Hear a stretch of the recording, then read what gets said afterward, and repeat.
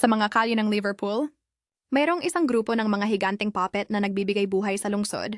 Yung mga puppet na ito ay bahagi ng kulturang Liverpool na nagbibigay inspirasyon sa mga tao at nagdadala ng kasiyahan sa mga lansangan. Ang mga higanteng puppet na ito ay may iba't ibang disenyo, mula sa mga hayop hanggang sa mga tao, at kahit na mga mythical creatures. Ang mga ito ay ginagawa sa pamamagitan ng mga lokal na artista at mga voluntaryo na nagtutulungan upang bigyan buhay ang mga puppet na ito. Kapag ang mga puppet na ito ay nasa lansangan na, sila ay nagbibigay ng saya at kasiyahan sa mga tao.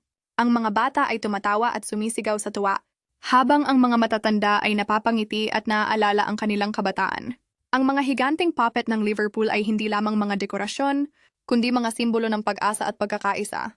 Sila ay nagpapaalala sa atin na kahit sa mga panahong mahirap, mayroon pa ring mga bagay na nagbibigay ng kasiyahan at pag-asa. Sa pamamagitan ng mga puppet na ito, ang mga tao ng Liverpool ay nagkakaroon ng pagkakataon na magsama-sama at mag-enjoy ng mga simpleng bagay sa buhay. Ang mga higanteng puppet ay nagbibigay ng buhay sa lungsod at nagpapaalala sa atin na ang kasiyahan at pag-asa ay nasa mga simpleng bagay lamang.